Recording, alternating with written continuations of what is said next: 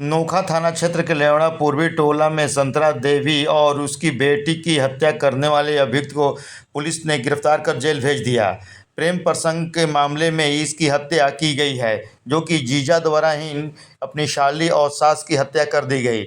एक के साली जो कि जिंदगी और मौत से बनारस में लड़ रही है।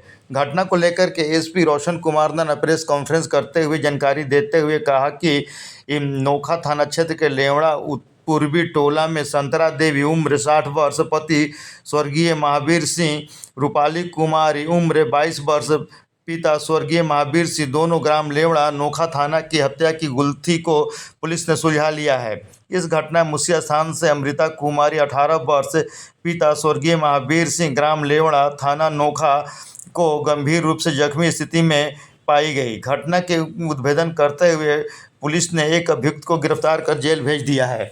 घटना को लेकर के एसपी रोशन कुमार ने जानकारी देते हुए बताया कि नोखा थाना द्वारा गंभीर रूप से जख्मी अमृता कुमारी का इलाज बनारसी ट्रामा सेंटर में चल रहा है।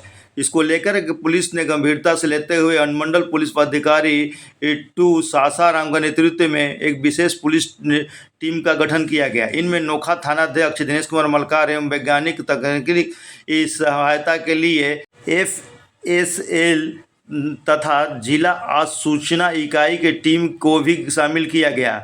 कांड के अनुसंधान क्रम में गठित पुलिस टीम द्वारा मृतका के मोबाइल पर के CDR का अवलोकन किया गया तो ज्ञात हुआ कि मृतका संतरा देवी की दामाद नाजिम हुसैन उर्फ रवि चौधरी, जो कि नोएडा में रहकर वहां पर काम करता था, वह घटना के दिन लेवड़ा आया हुआ था और अगले ही दिन नोएडा वापस चला गया। गठित टीम को मृतका संतरा देवी के दामाद नाजिम हुसैन उर्फ रवि चौधरी की भूमिका कांड में संदिग्ध प्रतीत हुई, क्योंकि घटना के बाद उसका मोबाइल स्विच ऑफ था।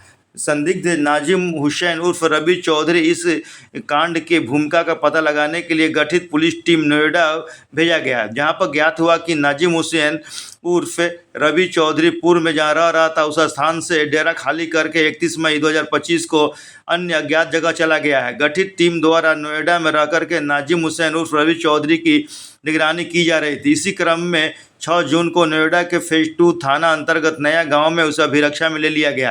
अभिरक्षा में लिए गए संदिग्ध नाजिम हुसैन और रवि ने इस कांड से संबंधित पूछताछ की। उसने इस कांड का खुलासा करते हुए बताया कि उसकी साली मृतका रूपाली कुमारी दिल्ली में करीब 1 साल से इसके साथ रही थी। उसी क्रम में मृतका रूपाली कुमारी से प्रेम प्रसंग चल रहा था, परंतु विगत कुछ दिनों से मृतका रूपाली कुमारी इनसे दूरी बनाए हुए थे, बातचीत करना बंद कर दिया था, जो कि इनको अच्छा नहीं लग रहा था। वह चाहता था कि मृतका रूपाली कुमारी पुनः इसके साथ नोएडा में आकर रहे, जिसमें रूपाली कुमारी को इनकार कर दिया गया। नाजिम हुसैन उर्फ रवि चौधरी ने बताया कि रूपाली को वह किसी भी कीमत पर नोएडा में वह अपने साथ लाना चाहता था। इस कारण 29 जून को रात्रि में अपने ससुराल लेवड़ा गांव गया। रूपाली को अपने साथ नोएडा चलने के लिए जिद करने लगा। इस बात को लेकर के दोनों के बीच में नोक झोंक होने लगी। हल्ला होने या गांव वालों की इस बात की जानकारी न हो, इस कारण रूपाली नाजिम हुसैन उर्फ रवि चौधरी को घर से बाहर बगल में स्थित खेत में ले जाने लगी। तभी मौका देखकर रवि चौधरी घर में रखा एक धारदार हथियार अपने पास छिपा लिया। जब रूपाली उसे समझाते हुए थोड़ी दूर स्थित खेत में गई तो बात बनता नहीं देख रवि चौधरी ने गुस्से में आकर के धारदार हथियार से रूपाली पर हमला कर दिया, जिससे वह बुरी तरह जख्मी हुई। उसकी मौत हो गई, जिससे खोजते हुए उसकी छोटी साली अमृता कुमारी भी आ गई, जिससे रूपाली को मरा हुआ देख हल्ला करने लगी। तब अमृता को भी धारदार हथियार से बुरी तरह से मारकर जख्मी कर दिया और बेहोश होकर गिर पड़ी। उसी समय रूपाली की मां संतरा देवी अपने दोनों बेटियों को खोजते हुए आ गई। दोनों बेटियों गिरा हुआ देखकर उसे हल्ला करना शुरू किया, जिसके बाद नाजिम हुसैन रवि द्वारा पकड़े जाने के डर से धारदार हथियार से संतरा देवी पर भी हमला कर जख्मी कर दिया, जिससे उसकी मृत्यु हो गई। नाजिम हुसैन उर्फ रवि चौधरी ने बताया कि हत्या करने के बाद बराव होते हुए सासाराम चला गया, वहां से ट्रेन पकड़ के दिल्ली चला गया। पुलिस से बचने के लिए उसने अपना पहले डेरा बदल दिया, वह छिप कर रहने लगा। नाजिम हुसैन उर्फ रवि चौधरी उम्र करीब 45 वर्ष, पिता स्वर्गीय जालिम हुसैन, साकिन थाना गड़खा बाजार, जिला सारण, वर्तमान पता नया गांव, गली नंबर 1, थाना फेज 2, नोएडा, जिला गौतम बुद्ध नगर, यूपी से गिरफ्तार कर जेल भेज दिया गया। इसमें शामिल सभी पुलिस पदाधिकारियों को पुरस्कृत करने की बात कही गई। रविवार को लगभग 2 बजे प्रेस कॉन्फ्रेंस करके इसकी पूरी जानकारी एसपी रोशन कुमार द्वारा दिया गया। दिनांक 30 मई को नोखा थाना अंतर्गत एक घटना प्रतिवेदित हुई थी ग्राम लेवड़ा से, पूर्वी टोला से, जिसमें 2 महिलाओं की हत्या कर दी गई थी और एक जो महिला है वो गंभीर रूप से जख्मी अवस्था में थी। इन तीनों का नाम था संतरा देवी, पति स्वर्गीय महावीर सिंह, रूपाली कुमारी, पिता स्वर्गीय महावीर सिंह, और अमृता कुमारी, पिता स्वर्गीय महावीर सिंह। मतलब जो तीनों थी वो आपस में माँ बेटियाँ थी, 2 बेटियाँ और माँ, जिसमें से माँ संतरा देवी और बेटी रूपाली कुमारी, ये दोनों की मौत हो गई थी। और अमृता कुमारी अत्यंत गंभीर अवस्था में उनको अस्पताल भेजा गया, जहां वो अभी इलाजरत है और खतरे से बाहर है। बनारस में उनका इलाज चल रहा है। घटना अत्यंत ही गंभीर और हृदय विदारक प्रवृत्ति की थी, जिसमें 2 औरतों की बहुत नृशंस तरीके से हत्या की गई थी, और जो तीसरी थी अमृता कुमारी, वह बयान देने की स्थिति में नहीं थी। इसी परिस्थिति में जो मृतका है उसके भाई के बयान पर अज्ञात के विरुद्ध प्राथमिकी दर्ज कर इसमें अनुसंधान प्रारंभ किया गया था। घटना की गंभीरता को देखते हुए अनुमंडल पुलिस पदाधिकारी 2 सासाराम के नेतृत्व में टीम बनाई गई थी, और इनके द्वारा मानवीय स्तर पर और तकनीकी स्तर पर भी साक्ष्य संकलन किया जा रहा था।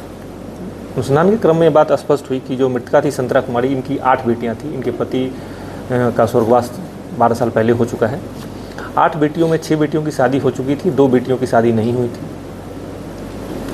इसी क्रम में पता चला इनका दामाद रवि चौधरी उर्फ नाजिम हुसैन, जो सारण का रहने वाला है, वो कई साल पहले इस गांव में आया था और उसने अपनी पहचान गलत बताकर अपना नाम रवि चौधरी बताया था, जबकि उसका असली नाम नाजिम हुसैन है, जो सारण का रहने वाला है। उसने इनकी तीसरे नंबर की जो बेटी है, तीसरे स्थान पर जो बेटी, उससे शादी की थी, जबकि नाजिम हुसैन पहले से शादीशुदा था। शादी के बाद वो अपनी पत्नी को लेकर नोएडा में रहता था और वहीं पे टेलर का काम करता था एक फैक्ट्री में।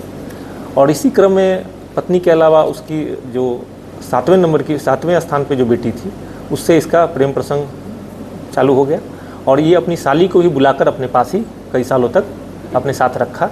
3-4 सालों तक अपने साथ रखने के बाद इसकी साली जो मृतका है रूपाली कुमारी, वो गाँव वापस आ गई। और अब गांव वापस आने के बाद इसने नाजिम हुसैन उर्फ रवि चौधरी से बातचीत करना बंद कर दिया, जिससे नाजिम हुसैन उर्फ रवि चौधरी कुंठित था और उसको लगता था कि ये दूसरे जीजा से संपर्क में है और इसको लगातार इसकी अनदेखी कर रही है। इसी बात से कुंठित होकर उसने सोची समझी साजिश के तहत 28 तारीख को वह नोएडा से निकला, ट्रेन पकड़कर आया, और 29 की रात को गाँव लेवड़ा पहुँचा।